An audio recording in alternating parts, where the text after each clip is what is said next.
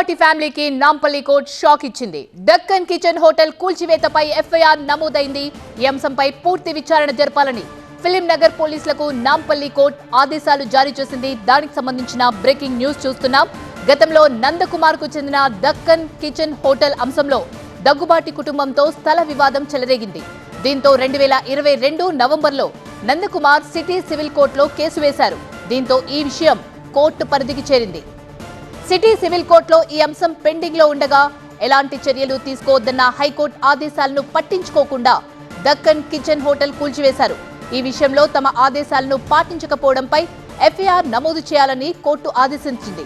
దీంతో హీరో దగ్గుబాటి వెంకటేష్, నిర్మాత సురేష్ బాబు, హీరో రానా, అభిరామ్ పై ఫిలిం నగర్ పోలీసులు 448, 452, 458 రెడ్ విత్ 120B సెక్షన్ల కింద కేసు నమోదు చేశారు.